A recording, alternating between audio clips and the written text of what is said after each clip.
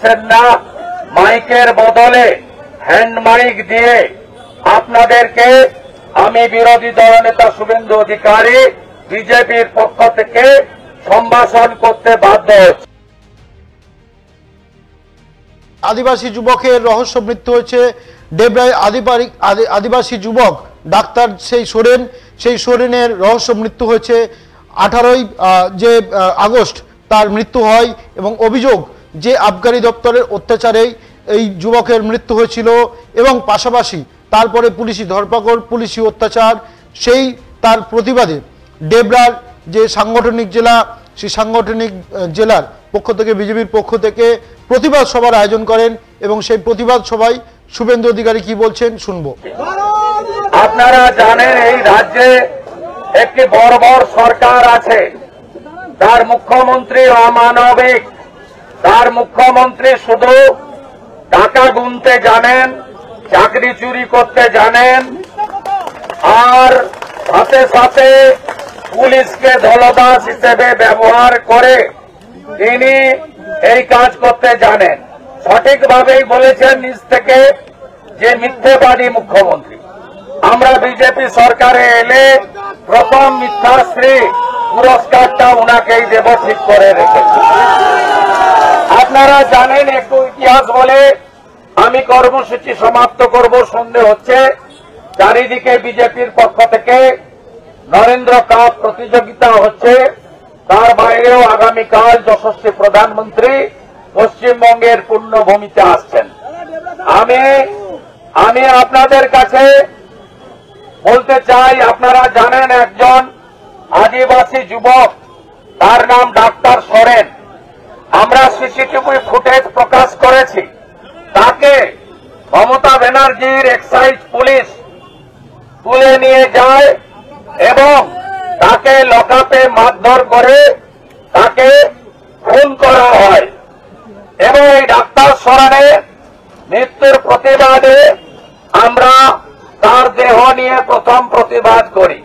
সেদিন জেলা সভাপতি তন্ময় দাস সহ 8 জন বিজেপি প্রমুখ কার্যকর্তাকে এই থানায় তুলে নিয়ে গিয়ে পরে নারায়ণগড় থানায় লুকিয়ে নিয়ে চলে যায়।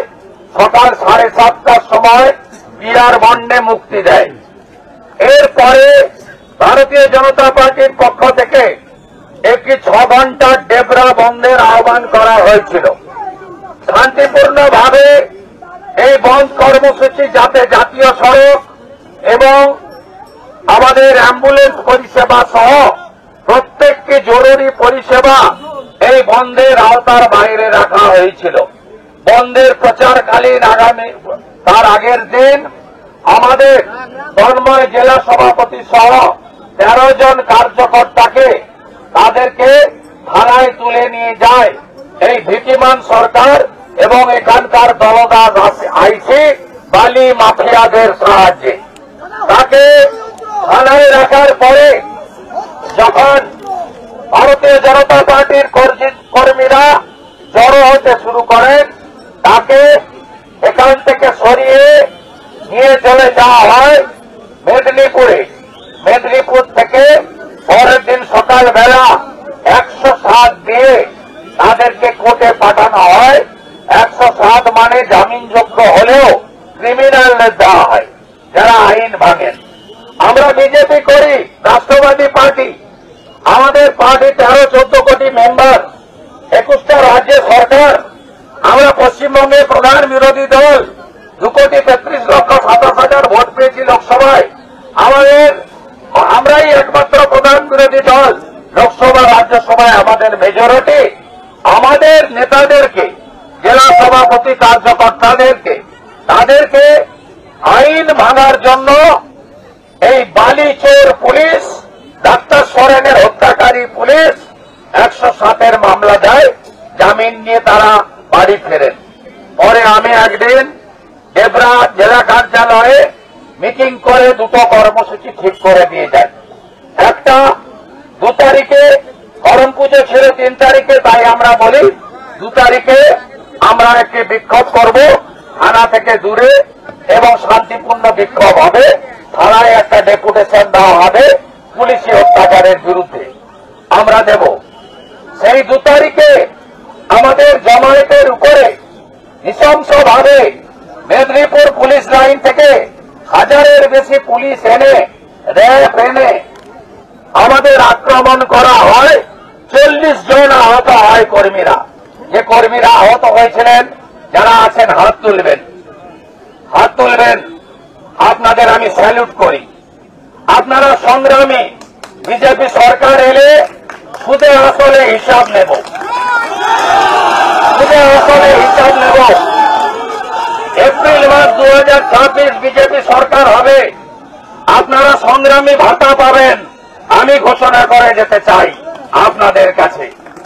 আপনারা পার্টির জন্য, আদিবাসী যুবকের জন্য যে লড়াই করেছেন, আমরা কৃতজ্ঞ, চিরদিন মনে রাখব। আপনারা জানেন আমাদের 9 তারিখে জেলা অভিযান ছিল।